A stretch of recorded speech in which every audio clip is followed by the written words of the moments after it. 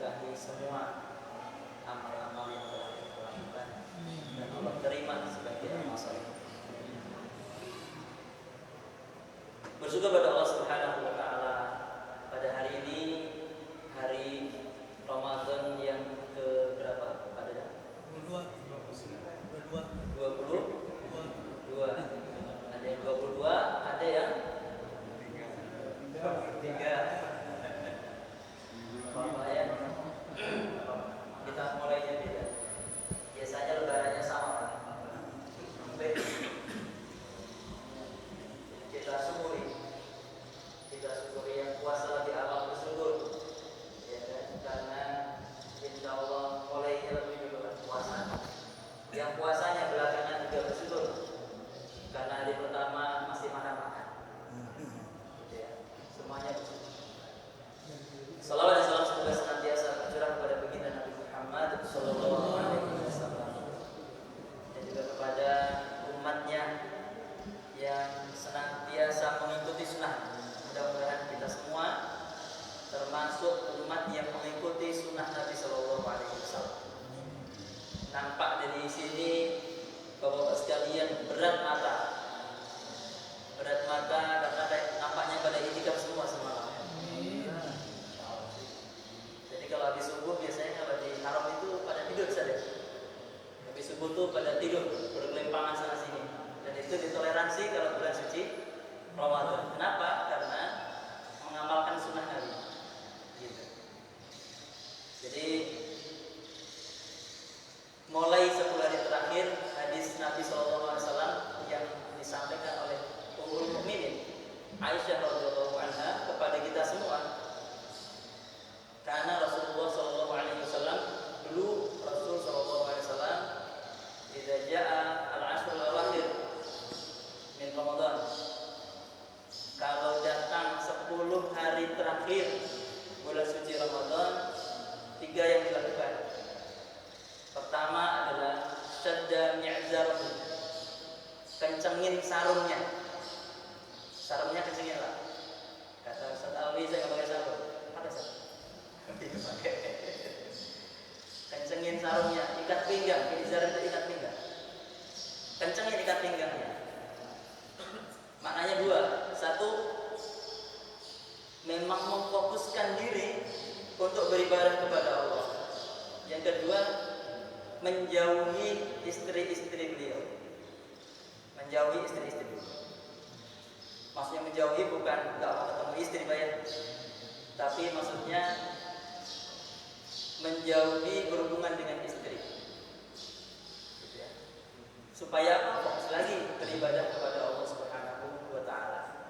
Nah, ini yang dilakukan oleh Nabi sallallahu alaihi wasallam yang pertama. Jadi begitu masuk 10 hari terakhir bulan suci Ramadan, maka beliau mulai ngencengin. Berarti kalau ibarat orang lagi lari maraton, semakin mendekati finish, larinya makin kencang. Betul. Makin kencang. Bukan makin. Nah, bukan sebaliknya. Makin lambat.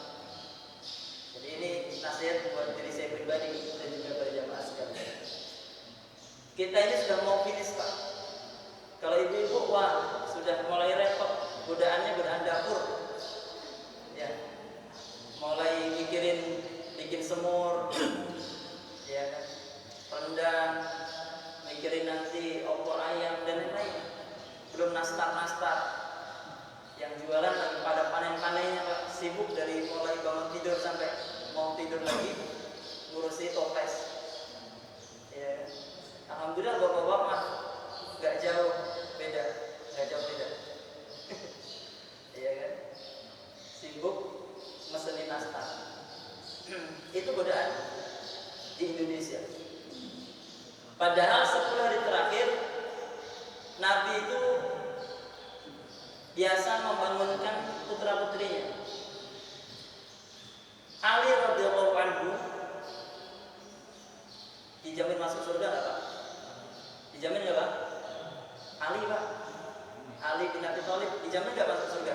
Kok Bapak ragu-ragu? Iya, dia dijamin Pak masuk surga.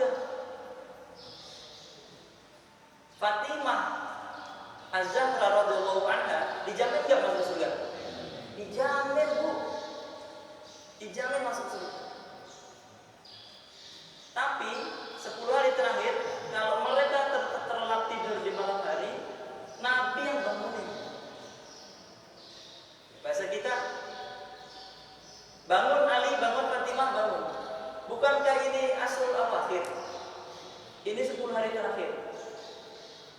Ngajak apa Pak? Ngajak sholat malam. Yang mulai gitu ya. Nah ini yang dilakukan oleh Nabi Sallallahu Alaihi Wasallam. Syadda mi'zarahu, jadi mengencangkan ikat pinggang untuk fokus beribadah kepada Allah, memantapkan keimanan kepada Allah Subhanahu wa Ta'ala. Kemudian yang kedua yang dilakukan oleh Nabi Sallallahu Alaihi Wasallam, wa aiqadha ahlahu, membangunkan keluarganya. Tadi ya saya contoh. Beliau membangunkan keluarganya. Yang dicari apa Pak? 1 hari terakhir Ramadan ini? Yang dicari apa? Lailatul Qadar. Sudah dapat Pak? Belum ada yang yakin ini. Sudah dapat. Kalau udah dapat besok nggak idgham lagi Pak. Iya. Kan gitu pertanyaannya. Kita cari Lailatul Qadar. Karena ada bahasa hadisnya iltamisuha, ada taharrum, buru, bukan buru-buru Pak, buru Lailatul Qadar. Kalau Bapak nembak burung di hutan, itu istilahnya perburuan Pak ya. Ada nggak orang yang berburu leha-leha?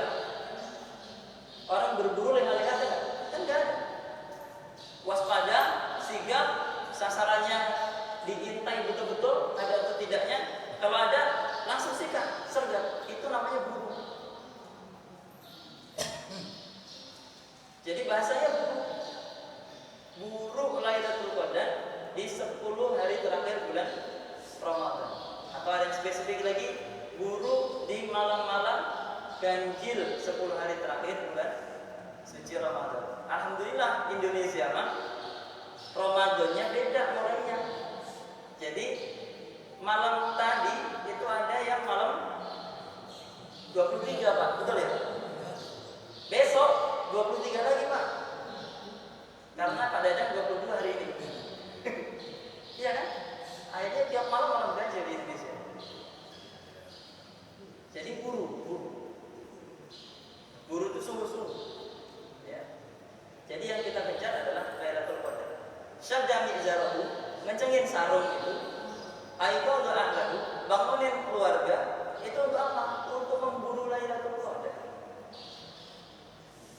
Satu malam Nabi Sallallahu Alaihi Wasallam sholat i'tikaf di masjid, diikuti oleh para sahabat. Ramai Pak. Kemudian Nabi berdiri untuk qiyamul lail, diikuti juga oleh para sahabat. Sahabat makan apa yang dilakukan Nabi nurut, ngikut. Di rakaat terakhir, di sujud yang terakhir, begitu Nabi mulai sujud, tiba-tiba hujan deras. Masjid di zaman Nabi tidak seperti Masjid Al-Barakah, megah. Dulu masih zaman Nabi hanya tembok, kemudian atapnya hanya pelepah kurma. Jadi kalau ada air jatuh, tembus. Hujan deras, basah kuyup semua, sampai air itu menggenang di masjid. Ada sahabat yang pengen bangun, pengen meninggalkan sholat karena saking basahnya, airnya bahkan menggenang. Tapi begitu dia mau bangun, dia melihat Rasulullah SAW dan para sahabat ternyata masih sujud semuanya. Akhirnya dia urungkan. Lama Nabi SAW sujud. Seakan-akan, kata sahabat ini, seakan-akan turun wahyu kepada beliau. Gak bergerak sama sekali, padahal hujan deras, basah kuyup. Beliau bangkit dari sujud, kemudian membaca sholawat akhir. Begitu selesai sholawat, hujan reda. Selesai salam, Anas bin Malik radhiyallahu anhu bergegas pengen pergi Pak. Maksudnya mau ngambilin baju kering buat Nabi SAW. Tapi sama Nabi dicegah. Gak usah kemana-mana Anas bin Malik, gak usah ngambilin apa-apa buatku. Nanti baju kita juga akan kering. Setelah itu Nabi SAW menceritakan dalam sujud tadi, begitu hujan turun deras, kata Nabi SAW, Bersamaan dengan itu turunlah malaikat dari langit dipimpin oleh Jibril alaihissalam dalam wujud aslinya memenuhi langit dan bumi. Dan aku menyaksikan, kata Nabi SAW, langit dan bumi dipenuhi dengan cahaya, sehingga dengan melihat keindahan itulah aku tidak ingin melewatkan. Jadi dalam sujud Nabi SAW itu Nabi melihat keindahan yang begitu luar biasa yang ditampakkan kepada beliau, yaitu malaikat turun dari langit, jumlahnya sangat banyak. Malaikat Jibril aja Pak, wujud asli Jibril alaihissalam itu Nabi pernah melihat di awal-awal ketika beliau ditimpukin di Taif, beliau naik berdoa kepada Allah. Nabi di saat itu kemudian melihat malaikat Jibril dalam wujud asli. Aslinya seperti apa? Bersayap, kata Nabi SAW, dan sayapnya itu menutupi seluruh langit yang dilihat oleh Nabi SAW. Berarti besar apa kecil Pak? Sangat besar, sangat besar. Itu malaikat Jibril. Pada saat malam Lailatul Qadar, itu jumlah yang turun banyak sekali, ribuan malaikat. Kebayang oleh kita, berjubel malaikat yang turun, dipimpin oleh malaikat Jibril alaihissalam. Jadi malaikat Jibril itu setiap tahun turun. Turun. Kapan pun? Pada saat malam Lailatul Qadar. Mereka semua bertasbih, bertakbir kepada Allah Subhanahu wa taala. Jadi gemuruhnya didengar oleh Nabi sallallahu alaihi wasallam. Dan itulah malam kemuliaan, malam Lailatul Qadar. Jadi kalau malam Lailatul Qadar itu udah tegas banget. Balasannya kan tegas ya, diulang-ulang di tarhib ataupun di kajian Ramadan. Khairum min alfi syahr. Balasannya itu lebih baik daripada 1000 bulan.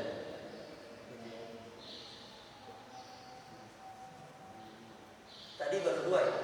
Sadaqah izarahu wal aiqadha alahu. Yang ketiga wa ahya layla. Beliau menghidupkan malam. Gitu ya. Jadi 3 hal ini yang dilakukan oleh Nabi SAW dalam rangka untuk memburu Lailatul Qadar. Puasa udah nggak disinggung lagi Pak, karena kalau sudah masuk, ini kan puasa udah biasa kita ya. Bahkan kita nggak sahur aja sekarang puasa. Bapak ketiduran, ibu ketiduran ya, biasanya ibu yang ketiduran. Gara-gara ibu ketiduran, biasanya kita nggak sahur. Jadi kalau ibu ketiduran nggak sahur, hari itu kita puasa, kita siapa sekarang? Kuat. Gitu ya. Beda dengan hari-hari yang lain, karena itu kita 20 hari berpuasa, udah biasa. Maka sekarang ahya lailah, tantangannya adalah menghidupkan malam. Gitu.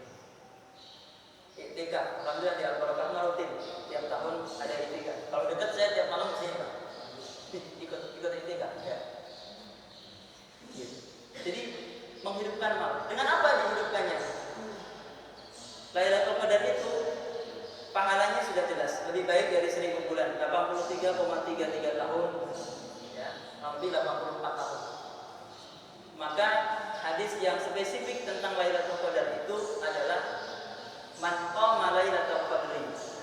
Siapa yang berdiri pada malam Lailatul Qadar, maksudnya yang mulai pada Lailatul Qadar, bonusnya adalah ghufira lahu ma taqaddama min dzambi. Jadi pahala sholat itu seperti sholat selama 83,3 tahun atau 84 tahun, atau bahkan khairun, lebih baik daripada itu. Bonusnya adalah ghufira lahu ma taqaddama min dzambi. Jadi diampuni dosa-dosanya dari mulai balik sampai detik ini. Dari balik sampai detik itu. Itu bonusnya. Maka isilah malam Lailatul Qadar itu, menghidupkan malam itu, utamanya dengan qiyamul lail, selebihnya dengan zikir dan doa kepada Allah Subhanahu wa taala. Karena doa-doa kita di bulan suci Ramadan ini tidak ada hijabnya, gitu ya, tidak terhalang. Maka ini kesempatan untuk kita banyak berdoa kepada Allah Subhanahu wa taala, terutama di 10 hari terakhir bulan suci Ramadan. Nah, jemaah sekalian yang Allah Subhanahu wa taala, saya ingin mengingatkan pada diri saya dan juga kepada jemaah sekalian bahwa ayat-ayat Ramadan ini sudah jelas. Pelaksanaan Ramadan ini sudah jelas. Kita syukuri dan kita laksanakan. Ya. Alhamdulillah ayat 187 itu Allah turunkan. Ya. Lantaran Qais bin Sirmah, namanya Qais bin Sirmah, sahabat Nabi, pingsan lagi puasa. Ya. Kenapa belum pingsan? Karena dulu puasa itu batasnya adalah tidur, Pak. Jadi kalau udah maghrib berbuka, tapi kalau sudah tertidur, maka itu sudah nggak boleh lagi makan. Harus puasa lagi kalau udah tidur. Batasannya tidur. Qais bin Sirmah itu puasa. Dia seorang petani, Pak. Petani di Arab ya. Pulang bertani tentu capek. Di Arab panas ya. Lagi pulang kemudian lapar karena mau berbuka. Nanya sama istrinya, "Wah, istriku punya makanan apa nih?" Kata istrinya, "Aku belum siapin, aku siapin dulu. Kamu tunggu dulu suamiku." Istrinya lagi nyiapin makan, Pak. Selesai istrinya nyiapin makan, sudah siap tuh nasi kebuli ya, mungkin makanannya. Ternyata Qais bin Sirmah ketiduran, Pak, karena capek. Belum makan, ketiduran. Aturannya kalau sudah tidur harus puasa lagi. Maka kata istrinya, "Wahai suamiku, kasihan sekali kau. Makanlah dan nggak usah puasa dulu lah besok." Gitu ya. Istrinya kasihan. Tapi namanya sahabat Nabi, nggak mau meninggalkan puasa begitu saja. Maka Qais bin Sirmah akhirnya berpuasa lagi. Belum makan, berpuasa lagi. Besoknya kerja lagi di sawah. Tengah hari lagi siang-siang, saking lelah dan lapar, akhirnya pingsan. Jadi Qais bin Sirmah ini pingsan karena 2 hari nggak makan. Disampaikan kepada Rasul, turunlah ayat 187 surat Al-Baqarah. Ya, dimulai dari "Uhillat lakum lailatas siyami rafathu ila nisaikum." Dihalalkan bagimu pada malam bulan suci Ramadan, bulan puasa, rafathu ila nisaikum, berhubungan dengan istri-istrimu. Semua sahabat senang, Pak, mendengar ayat ini turun. Ya, termasuk ayat ini panjang sekali, sampai di situ dijelaskan batas orang berpuasa yaitu terbit fajar. Jadi kalau malam boleh berhubungan dengan istri, apalagi makan, begitu. Jadi dibolehkan mulai berbuka sampai terbit fajar. Makanya kita bersyukur aja dengan puasa yang Allah berikan sampai hari ini, enteng, Pak. Buat kita insya Allah enteng. Ya sudah diatur. Kita nggak perlu pingsan-pingsan ya. Kemudian ayat 188. Saya ulang kembali, seingat saya pernah menyampaikan ini. Ya, bahwa Allah Subhanahu wa taala berfirman, ini ayat terakhir rangkaiannya dengan bulan suci Ramadan. Allah berfirman, "A'udzubillahi minasyaitonir rajim. Wa la ta'kulu amwalakum bainakum bil batil wa tudlu biha ila al-hukami litakulu fariqan min amwalin nas bil ithmi wa antum ta'lamun." Ini ayat yang terakhir dari rangkaian Ramadan. Dan janganlah kamu makan harta di antara kamu dengan jalan yang batil. Dan janganlah kamu menyuap dengan harta itu kepada para hakim dengan maksud agar kamu dapat memakan sebagian harta orang lain itu dengan jalan dosa. Padahal kamu mengetahui. Ramadan ini kan awal ayatnya la'alakum tattaqun. Supaya kita semua bertakwa kepada Allah Subhanahu wa taala. Hidupnya lurus orang yang bertakwa kepada Allah itu.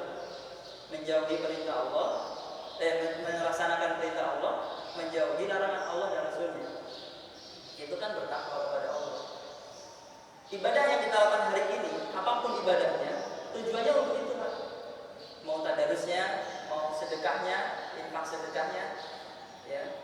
kemudian juga menjaga ucapannya. Dan puasa kita ini harus menjaga ucapan, gitu ya. Bukan hanya menjaga lapar dan haus saja, tapi juga harus menjaga ucapan, termasuk menjaga amal-amal soleh yang bisa kita lakukan apapun bentuknya, supaya la'allakum tattaqun.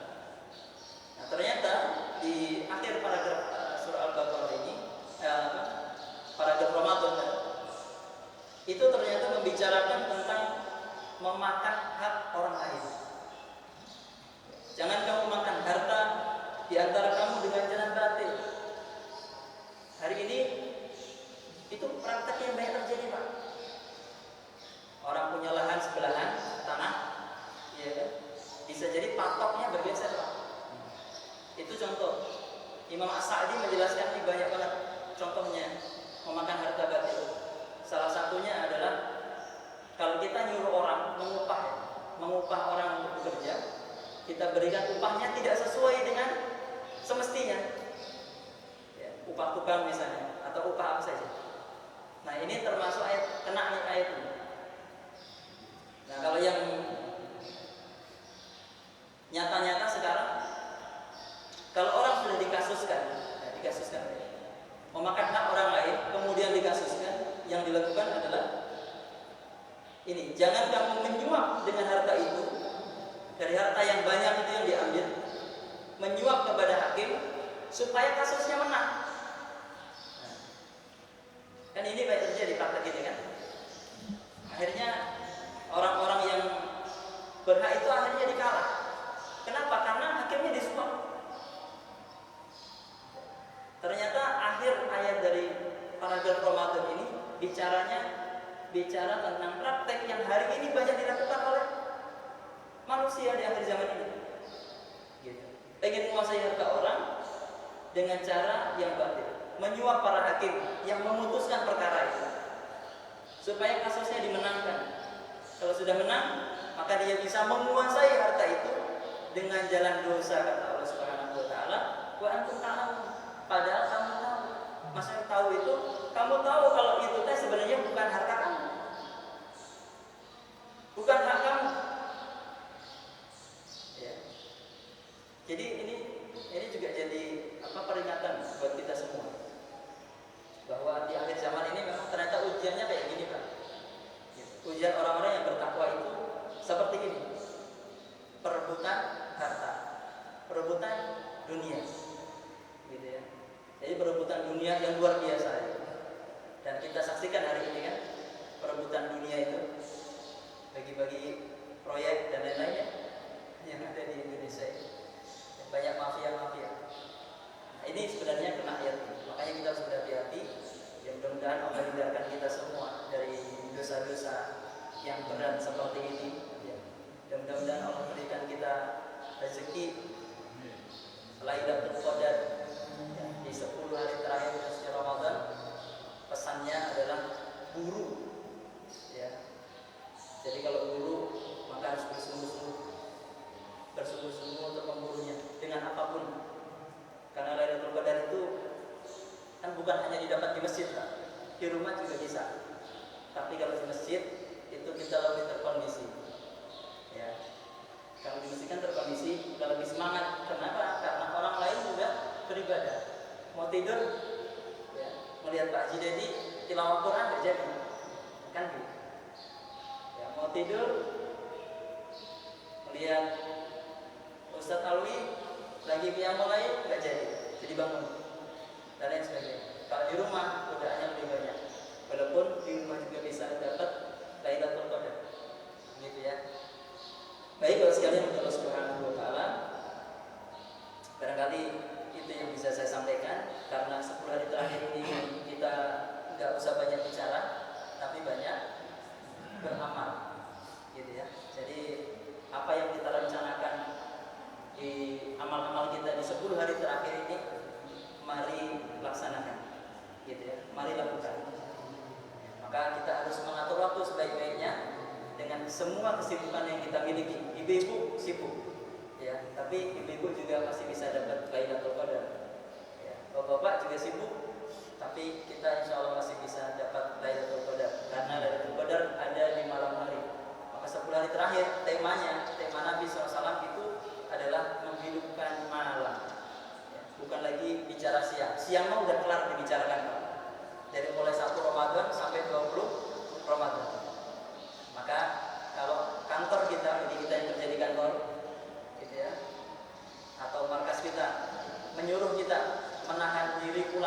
10 hari aja diam di kantor, tapi setelah 10 hari dikasih gaji 10 bulan gaji Pak. Kira-kira mau nggak kita Pak? Iya kan, 10 bulan gaji. Kalau gajinya 10 juta kan berapa Pak jadi 100 juta ya. Syaratnya cuma 10 hari diam di kantor, nggak pulang-pulang. Apalagi dikasih, kalau 10 hari kita bertahan di kantor, kita akan dikasih 100 bulan gaji. Waduh, itu lebih besar lagi ya. Kita pasti akan bertahan. Ini yang memberikan jaminan adalah Maha Bos Allah Subhanahu wa Ta'ala. Bahkan dikasih 1000 bulan, 1000 bulan Pak. Umur kita belum tentu nyampe.